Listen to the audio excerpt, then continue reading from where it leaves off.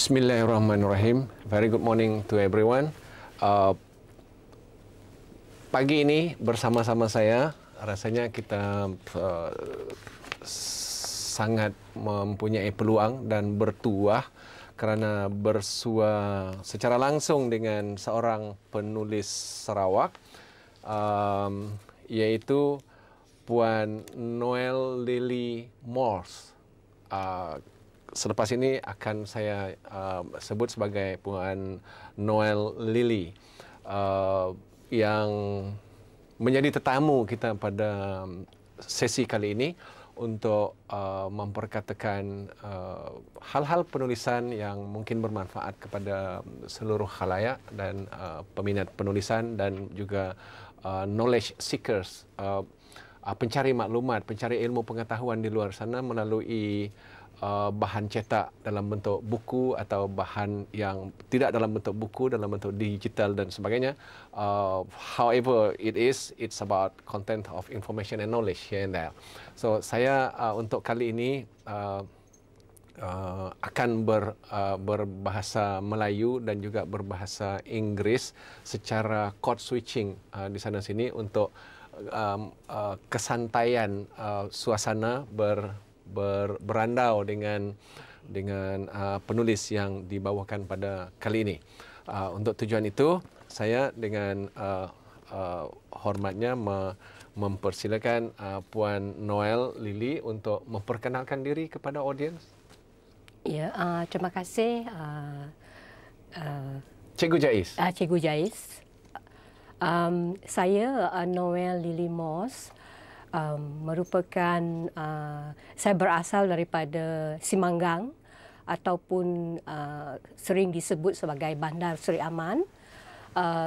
Saya punya persekolahan pendidikan awal adalah di Simanggang daripada tingkatan standard darjah 1 hingga ke tingkatan 5. Selepas itu melanjutkan pelajaran tingkatan 6 di Kolej Abdillah Petrajaya. Selepas saya menghabiskan tingkatan 6, saya melanjutkan pelajaran di peringkat diploma. Masa itu dikenali sebagai ITM lah, Institute Teknologi Mara, dalam jurusan diploma pentadbiran awam di Shah Alam, Selangor. Selepas itu habis diploma, saya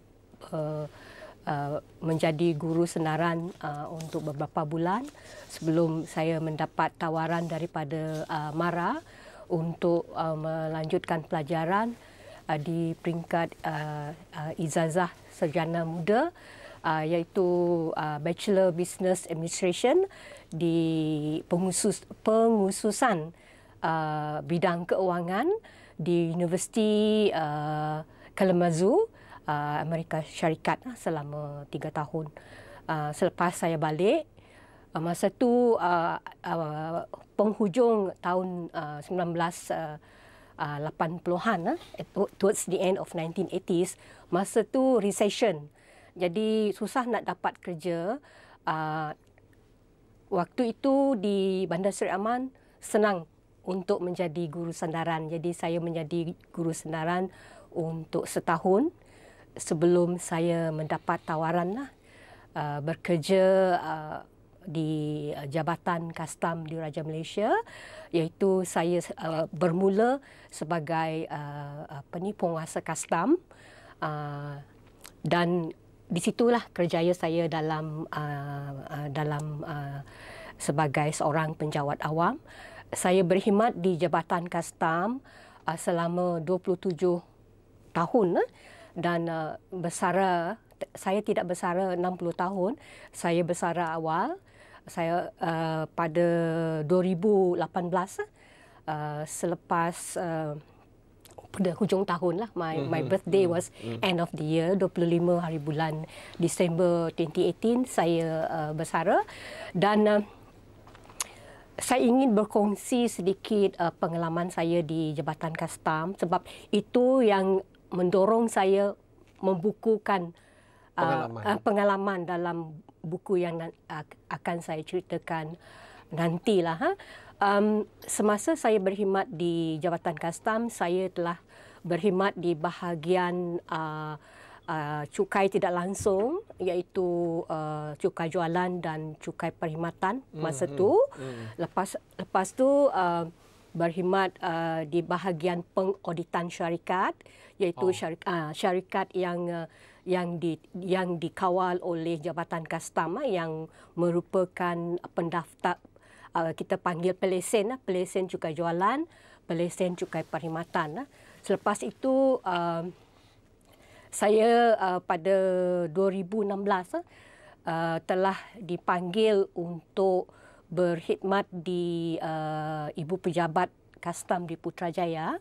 Pada masa tu sebab that was the time when the government already planned to implement GST, Goods Services Tax. Jadi saya merupakan seorang daripada pegawai yang dipilih daripada Sarawak untuk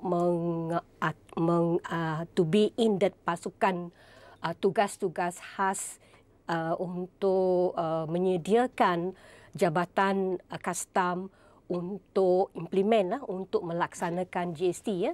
Jadi saya berkhidmat di Ibu Pejabat Putrajaya selama masuk 2 tahun setengah, 2016 sampai 2006 sampai 2000, tak ingat lah dia punya tak apa. Okay. So I was there for 3 years. Disebabkan oleh keadaan di mana GST itu belum tahu akan diimplement ke tidak. Jadi saya memohonlah daripada Ibu Pejabat untuk kembali berkhidmat di Sarawak. Jadi GST hanya diimplement pada 2015, April 2015. Jadi kita menunggu 9 tahun lah untuk melahirkan baby GST itu.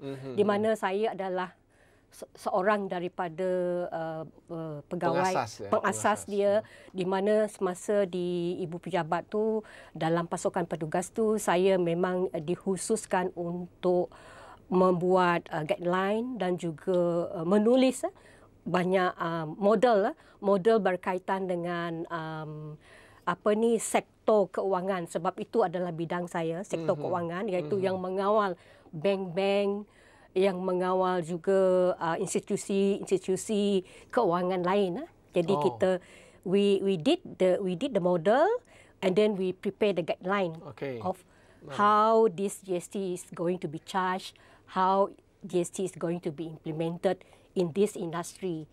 So itulah baby saya, dan disebabkan itu this is way secara tidak langsung dia telah memberi semangat untuk saya menulis. Sebab semasa dalam pasukan GST itu, kita banyak buat research. Yes. Information seeking. Yes, information seeking. Jadi, with all this information, I find that it is very important to keep that knowledge in you as well as to share it with the public.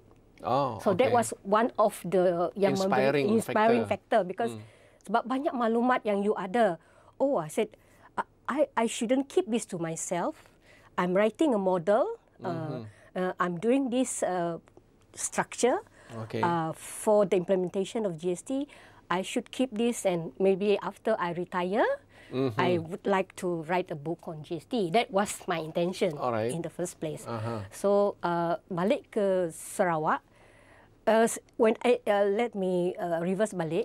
When I was there, because saya ditugaskan untuk buat research tentang sistem keuangan, because we are dealing with the financial sector. Sistem keuangan world or Malaysian? For Malaysia, sistem keuangan Malaysia. Jadi di situ juga sebab when you talk about sistem keuangan, kita di Malaysia kita ada 2. One is the conventional banking, and the other one is Islamic banking. So this is where I took it as a challenge to also do research on the Islamic, on the keuangan perspective. From the Islamic, perspective. all this. So that you know it. Yes, the principle Syariah, all these things. Correct. So this is where I also belajar tentang keuangan Islam.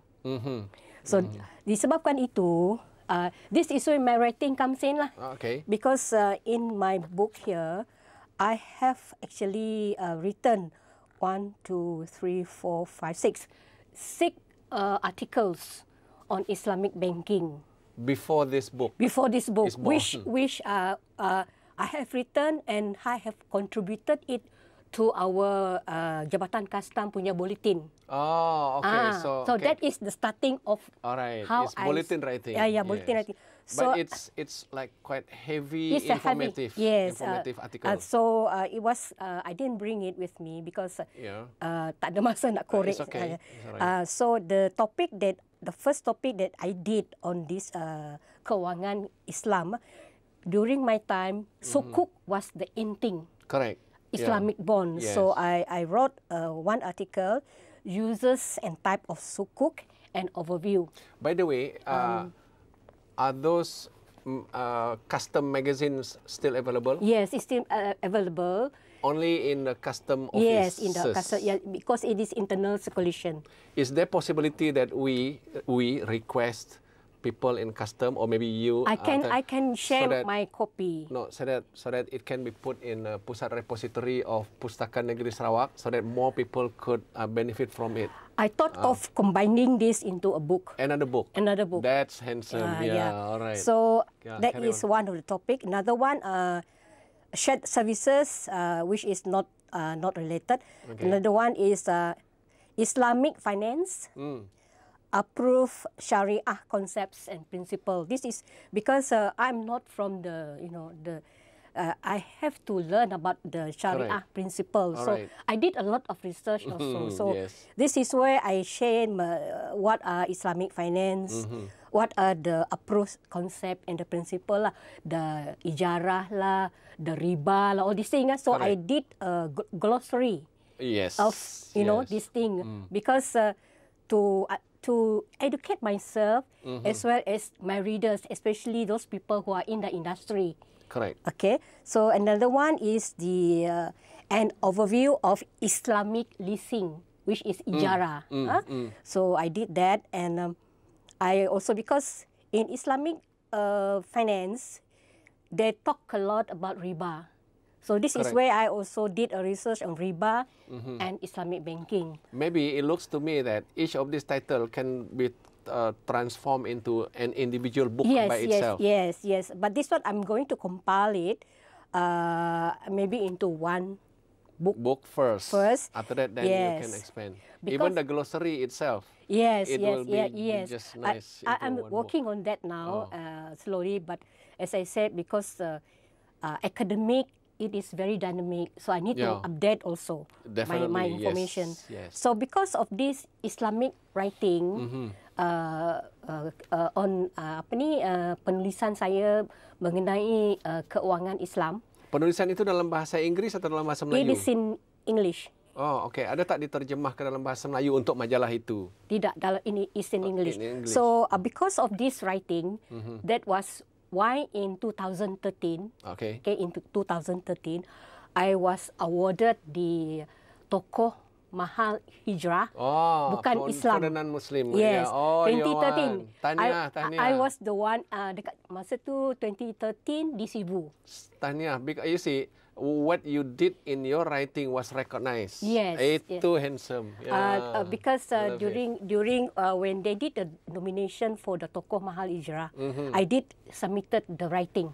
Yes. So this is how it's about the writing that is being recognized. Yes. More points to get so, you there. Otherwise, so in this book I mentioned, but I don't have it here. Yeah, I mentioned that I have written it's this. Right. If people are interested to search for that, they will look for. They will look. Yes. Definitely. So it's by the way, who published this book? I published it personally. How do you distribute it? How much distribution had it? I mean, places of receiving this book. Yeah. Actually, after I printed this book, I did send it to MPH, all the HQ is in KL. I know what is MPH. yeah. Jadi unfortunately, because this book was I printed it in launched it in 2019. Okay. At the end of the year, kena COVID. Correct. So kena COVID. So people 2020. don't go to bookstore. People don't go out to buy. Tutup semua. So tutup semua. So this is where, but I did manage to sell a few, about 60 copies, because they distribute it. But the intention is not for the money, actually. It's just to share knowledge. But you need to have the printing cost refund. Yes, the printing cost, of course, that was, this is where, as I said, sebagai seorang pesara, because I retired in 2018, so I have 1 year to get the book written into a book. Okay, and then, of course, at that time, the gratitude is there, so I just don't mind. I just spend part of the gratitude for the printing. So at least my gratitude is alive in the book. Correct. Yes, so that is an investment for me personally, because I planned this for quite some time before I retire. So I'm talking so much about the book, and also after my 27 years of service in custom, I have served in Kuching, Bintulu, back to Kuching, and Putrajaya, and back to Kuching, where I retire in 2018. Also, I would like to share, as I said, because I put it here in my book. Indirectly, this is part of me. I document what I have achieved in my service while I serve in customs. So in here, in my profile here, I also share saya share what I have achieved in my department. In my 27 in your service? Yes, in my 27. What are they? I mean, okay, I would like to share it here. I'm very proud to share it, and I hope it can be an inspiration. Yes, to the serving government servant, to my juniors who are still in service di Jabatan Custom. First of all, when you are in a government service, people talks about Anugerah Perkhidmatan Cemerlang, right? Yeah, correct. Because that is part of you being recognized, your service being recognized in the department. So for myself, I have stated I did well in the department. All right, okay. Okay, I did well. I started off as a penguasa custom, and I retired as penolong kanan pengarah custom 1. Sarawak. Yeah, Sarawak. Okay, all right. So in this service, masa servis saya dapat APC sebanyak 3 kali. Okay, that's very handsome. This is quite an achievement. I myself also surprised, but I feel that the recognition is there for the contribution to the department. In 1996, 2005, and 2013. So 3 times dapat APC. And then in 2013 dapat anugerah this tokoh mahal Hijrah. Itu paling mahal. Bukan Islam. And in 2015 saya dapat pingat persekutuan lah, iaitu Ahli Mangku Negara. AMN. That is by Kerajaan Persekutuan. Yes, Persekutuan, because I serve in Federal Department, Jabatan Custom. And 2016 dapat pingat daripada negeri Sarawak, iaitu pingat Perkhidmatan Bakti Perak lah. PBB. And the final one before I retire, I got 2017.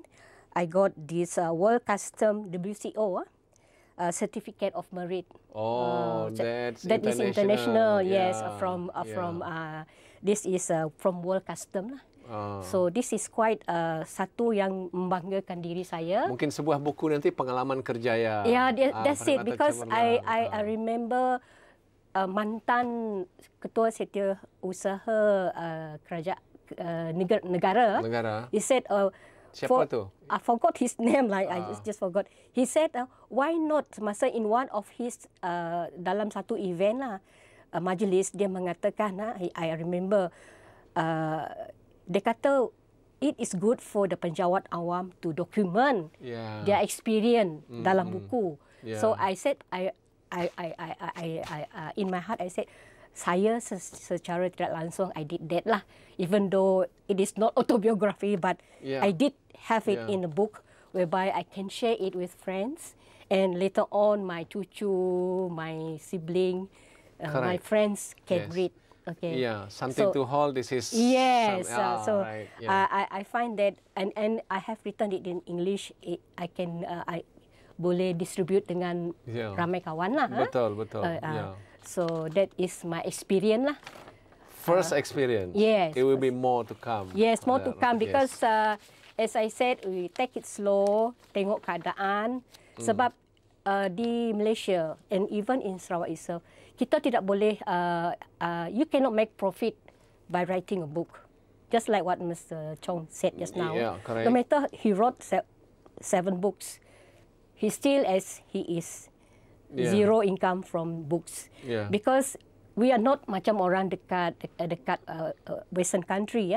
Kalau you dapat keluarkan satu buku, you can live on the good income from there, but not in Malaysia. And my intention is actually not really to make money, but to document what I have for my self-satisfaction actually. But if let's say an institution could have a good return by buying more of it per title, that could compensate our what we spent for printing or something like that. Or maybe after obtaining the ISBN, a publisher should, I mean, if you could send it to a publisher with, masalah dia nanti kalau kita hantar ke publisher, mereka pun dia economic oriented kan. Untung rugi.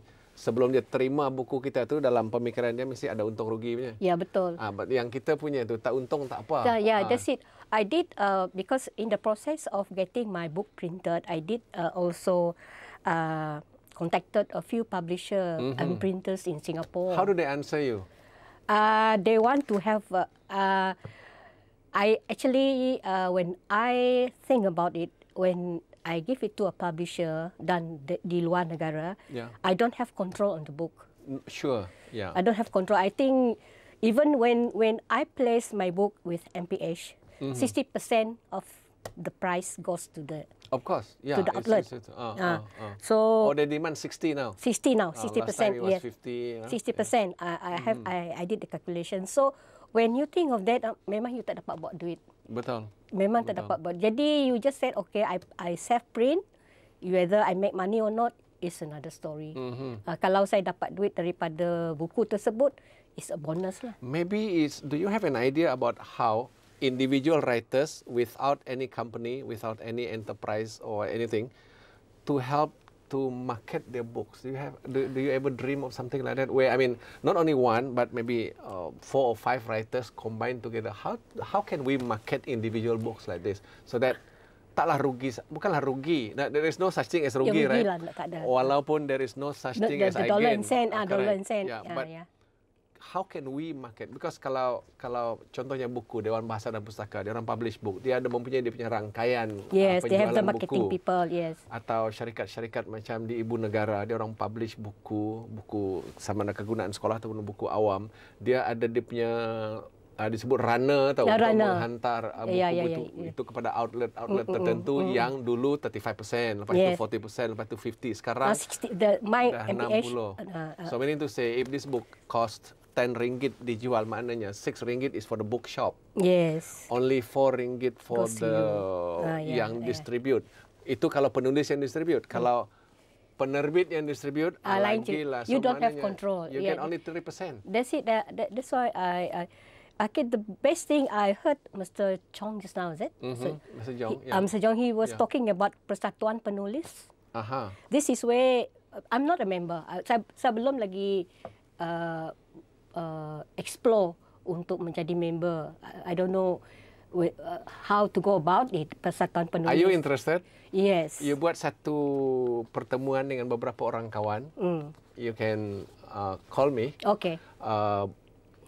Buat pertemuan, buat satu persatuan, because sekarang boleh diumumkan kepada khalayak bahawa kementerian kementerian itu sepenuhnya ada pelancongan juga ya. Ya, under Datuk Karim. Betul. Ya. Mereka itu ada satu majlis bernama Majlis Seni Sarawak yang mempunyai dana yang dapat membantu penulis. Ya. Berpersatuan lebih banyak dananya. Kalau individu agak sedikit.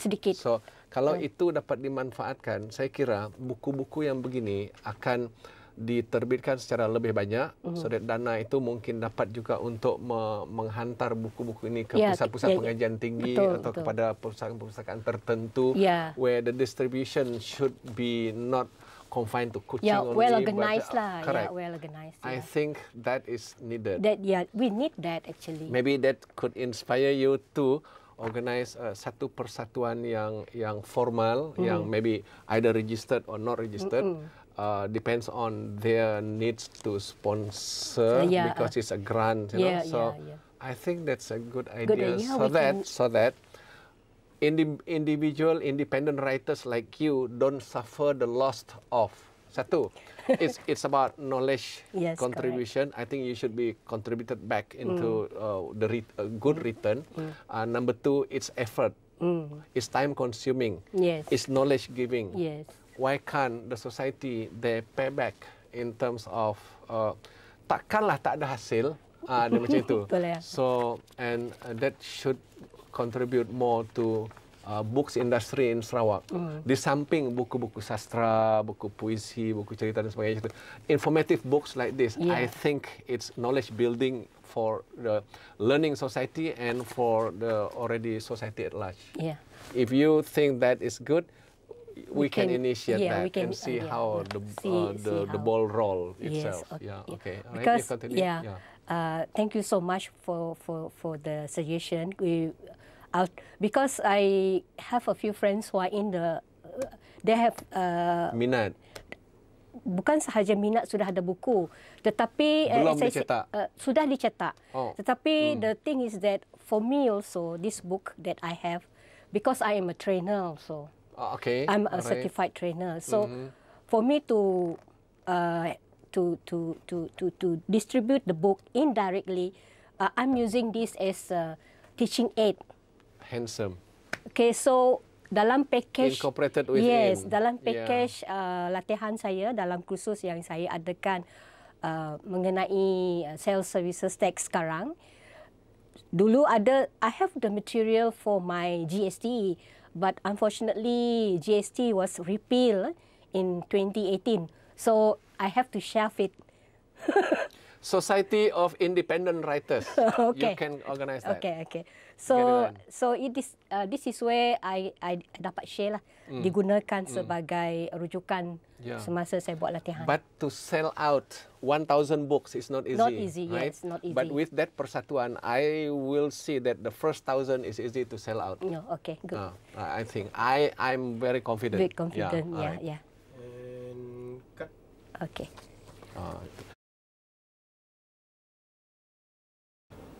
Rolling.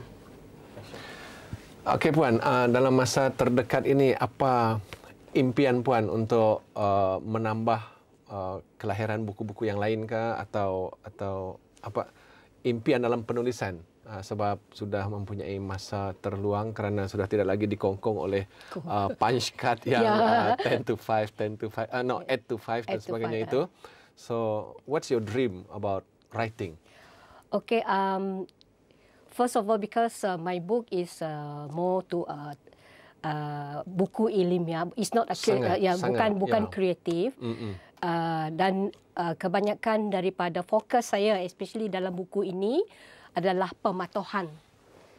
Pematuhan ke atas pelaksanaan sistem cukai jualan, sekarang dia panggil SST lah, okay, Sales Services Tax.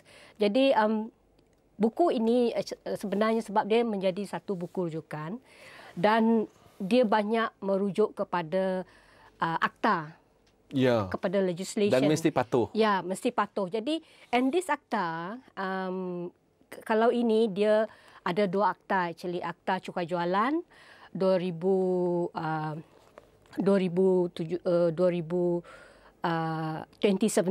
okay? And Akta Cukai Perkhidmatan. Jadi akta ni dia juga dynamic. So I have to update the section or whatever how do you call it, ada update yang perlu dibuat lah.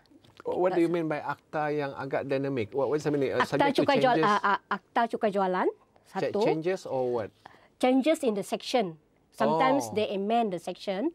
So this is where I have to update the book. Yes. Update. Just like kalau dilihat dalam buku ini ya,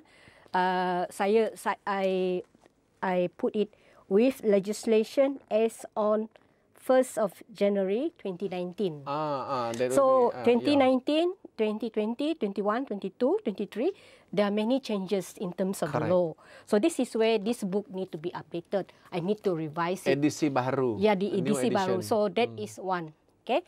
Second is, as I mentioned just now, is that I'm working on untuk membukukan penulisan yang dimulai oleh rencana berkaitan dengan kewangan Islam. Jadi saya berharap maybe it takes mungkin 1 tahun untuk fine tune semualah. That will be very historical, a book on Islamic finance written by a non-Muslim like you who had once being given anugerah Ma'al Hijrah bagi non-Muslim. That will be historical and one of the most expensive things in your life. Yes, that's what. Jadi dari segi kualiti dia, kandungan dia pun saya perlu update. Definitely, yes. So things have changed here and there. So that's one. And the most saya rasa maybe by mid 2020 next year, saya harap saya dapat membukukan satu lagi buku rujukan because I'm in training, iaitu Malaysian Tourism Tax. Easy Guide to Malaysian Tourism Tax, iaitu mengenai cukai pelancongan Malaysia. That will be very good. So sebab disebabkan oleh COVID, industri pelancongan terjejas, sangat terjejas dan almost zero income. Ya, pihak kerajaan, Ministry of Finance, dia dah tangguhkan pengutipan cukai pelancongan. Okay? During this period. Tapi next year, starting 1st of January 2023, mula lagi. Jadi so that book will be good. Yeah, this is where this is where saya rasa dari segi masa ia sesuai dan juga sebab tourism tax ini dia lebih untuk it will impact the hotel pihak perhotelan. Pihak perhotelan dia adalah big players. Yeah. They have the resources, they have the manpower with the knowledge. I believe so. With the knowledge on tourism tax. Tetapi this Malaysian tourism tax also melibatkan pengendali homestay. Yeah. Kampung stay. Yeah. Okay. Oh, ada kampung stay pula. Yes. Okay. And also the definition yang di mana it is a very wide definition of who are these operators, room operators. Jadi dia lebih, as I said, kalau kita lihat kepada hotel, if you dengan izin lah, I hope pihak saya Rosie Hotel dia ada di Sematan Lundu Hotel Rosie, bukan saja bilik saja bilik hotel, tetapi they have canopy. Betul. They have tents. Yes. They have hotel in terms of cabin. Gunakan container. Yang di Sematan tu saya tahu. Yes. So these are the things that maybe where we need, because I'm coming from the indirect tax and cukai pelancongan is one of the indirect tax. This is where we need to educate also. Who to educate? The operators. So that they pay proper tax. Yes, so that they charge properly. Otherwise, government will escape or not escape. The government don't earn. Out of ignorance, dia tak charge. So the government doesn't earn what they should earn. Yes, kalau hotel, you must be a very good government servant. Kalau dia hotel, say for example, they are under service tax. Correct. definitely they will charge 6% service tax, okay, to the guest. Tapi untuk cukai pelancongan, satu bilik RM10 semalam. So that's a different.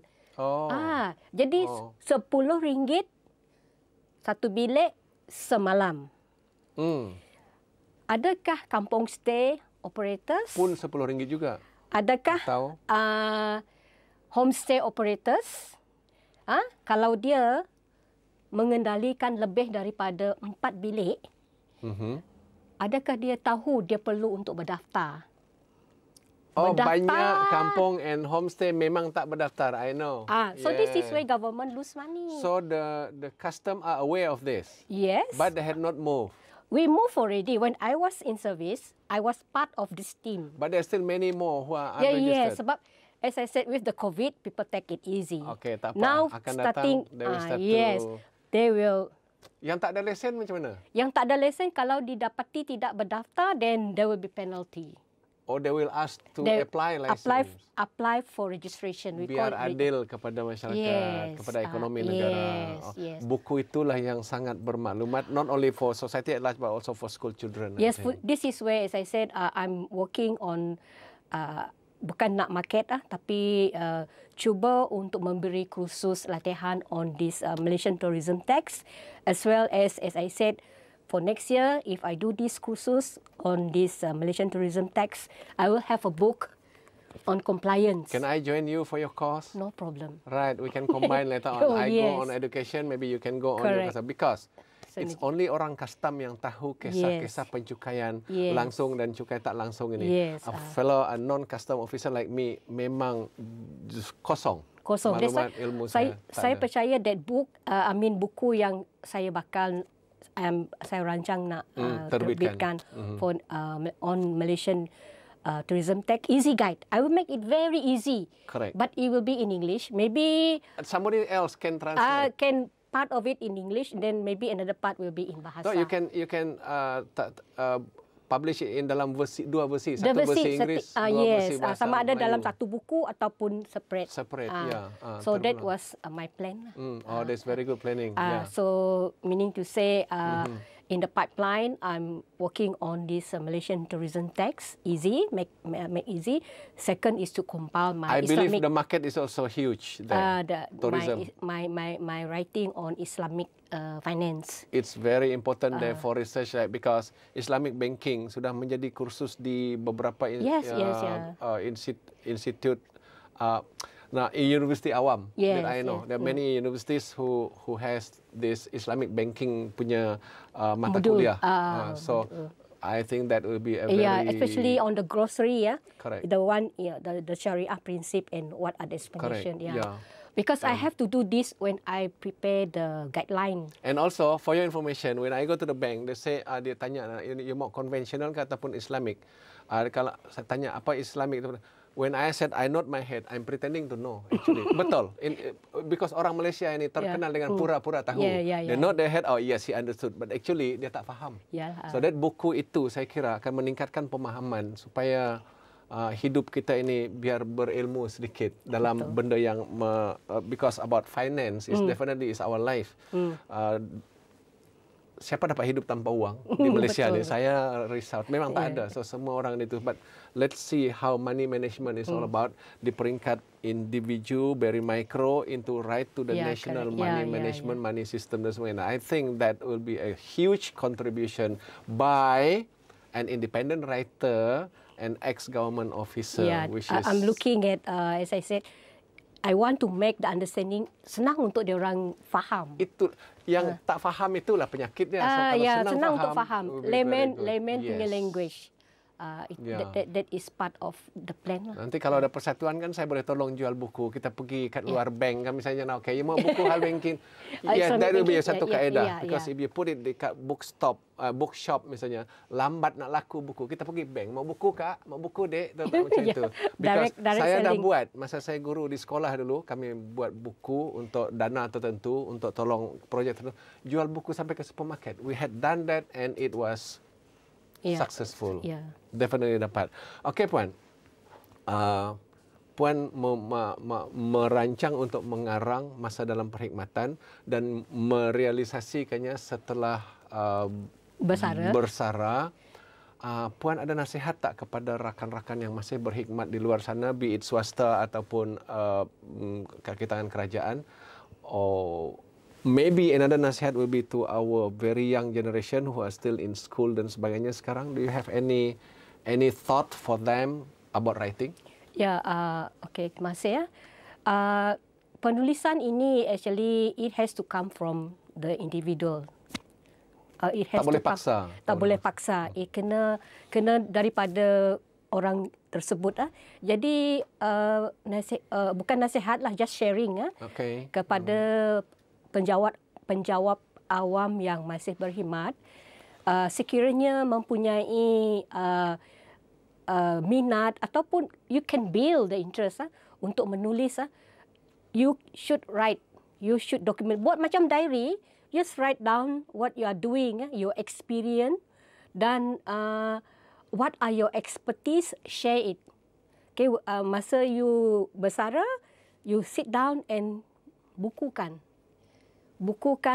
pengalaman, bukukan pengetahuan, bukukan apa yang you telah lalui semasa menjadi seorang penjawat awam. Okey, sebagai guru ke, sebagai polis ke, custom ke, pilot ke, you can share your experience. Doktor ke, just buat macam, as I said, jot down. Make it easy. To understand. That's why masa I did try to become a creative writer actually. Nak buat how to say pengalaman, bukan nak, I want to membukukan pengalaman saya semasa saya buat roadshow. Roadshow dalam bentuk kreatif. Bukan roadshow untuk mengenalkan public, orang ramai mengenai GST. It was a very how do you call it, personal experience yang tidak dapat saya lupakan.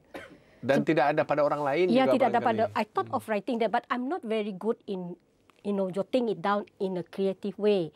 Because sebab saya, I'm orang yang daripada bukan kreatif. Penguat kuasa lah.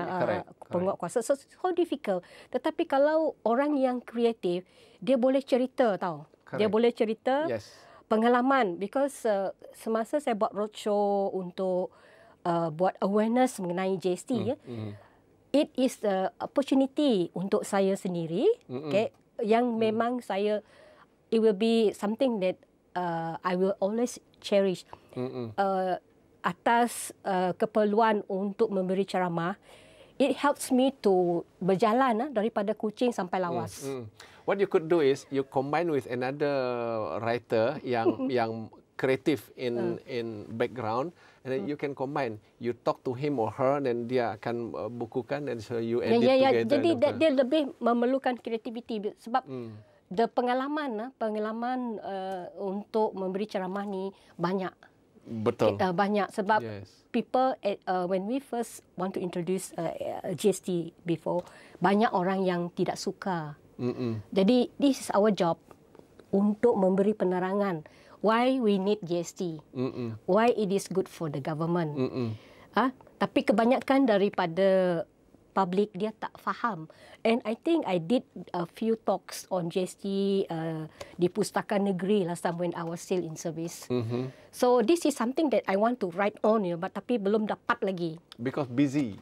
Sebab kita bekerja memang busy. Belum dapat lagi. 8 to 5. So that is part of, I think kalau nak cuba creativity tu, that will be what I would like to. Or what you could do is share. Maybe kalau ada persatuan kan, organize creative writing courses, get somebody who is very reliable, experiential perspective, could share, and or maybe as I said, that you can work together with a creative writer person, so that that book will be under 2 names, untuk effort macam itu pun boleh. So dia macam, we put it this way, nothing is impossible under the hot sun. If there is a wish, there is a way, kata orang kan. I just like nak berkongsi pengalaman saya semasa di Sibu. Because I did a roadshow dengan Jabatan Penerangan together, because that is part of dia punya SKT also lah. Yes. Yeah. So we did a roadshow daripada Kuching pergi ke Sibu. Di Sibu masa tu was how do you call it, durian season. Jadi we were hosted with durian lah. Jadi saya makan durian di Sibu. Okay. Tahu durian is panas. So when I reach Miri, I lost my voice. So how to beri kursus?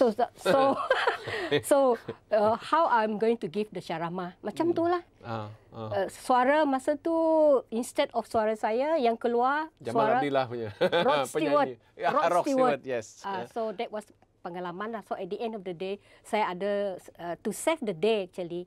Ada seorang pegawai yang memang juga ada training dalam GST.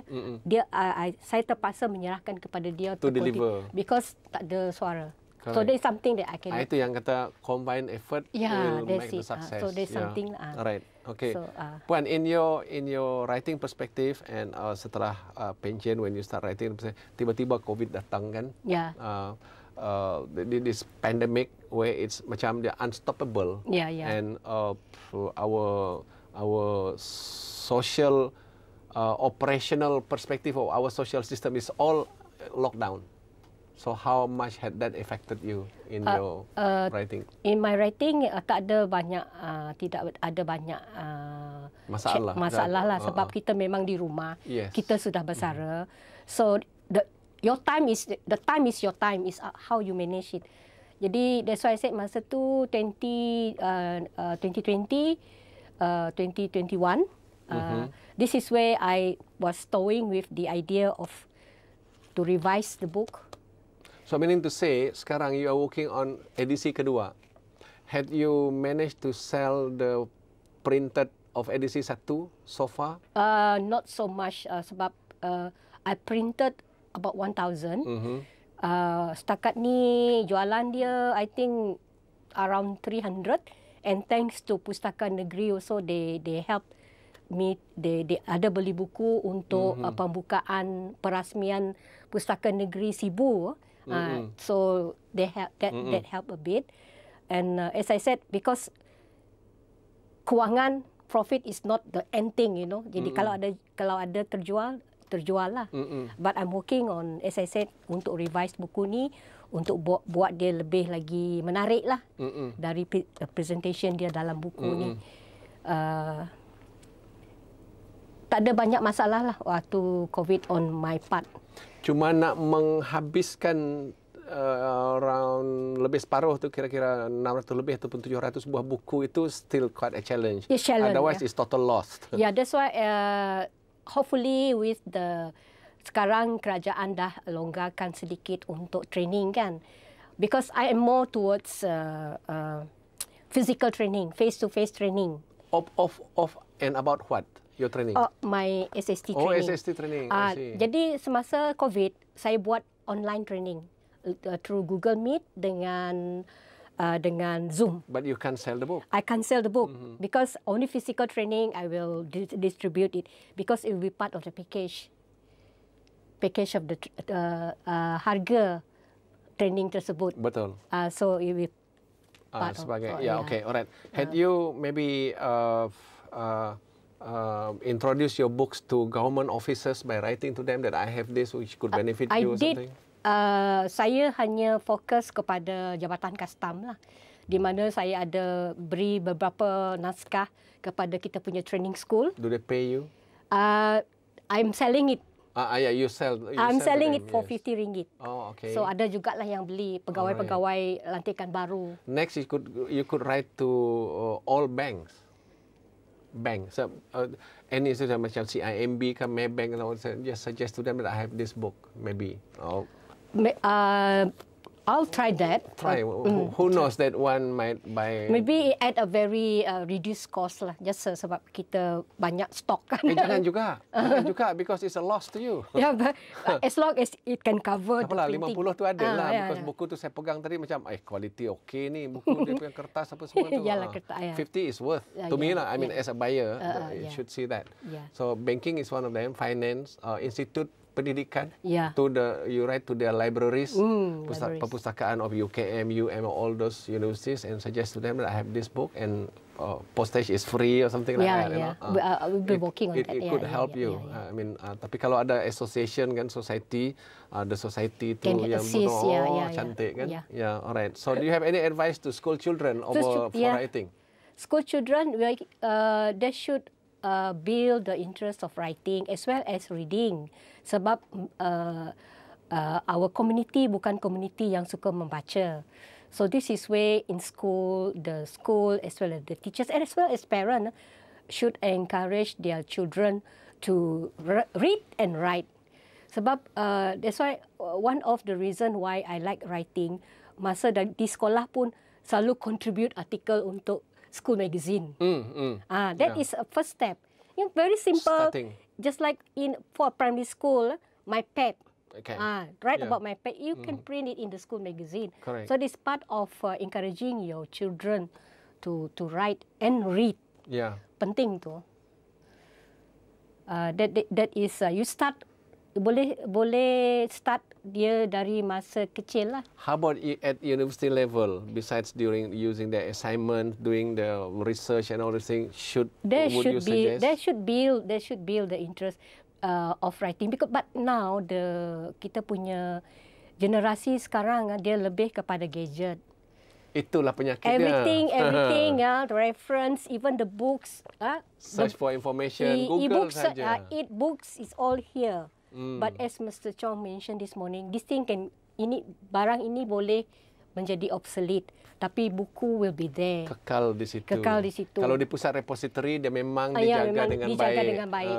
Had you contributed yours here? Yes, I sent five copies. Oh, that's good.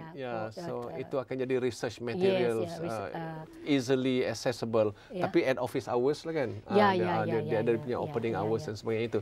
But it's well looked after, definitely. Well looked after, yes. I mean, good accessibility kepada masyarakat. It will be forever.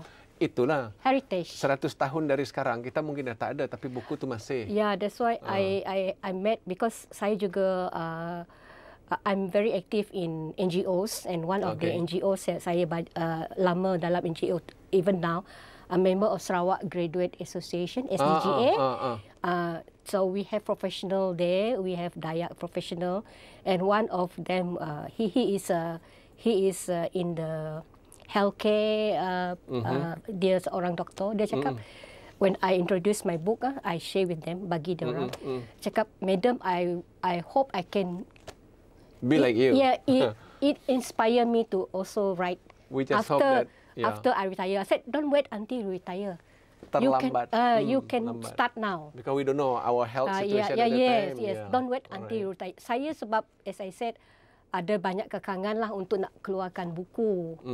Betul. Jadi once you are already retired, sudah bersara, your time is your time. You can do it. You have more freedom. So I believe, like your books, it will become a research material, or maybe one day, because writers, they have two benefits. One, their books are knowledge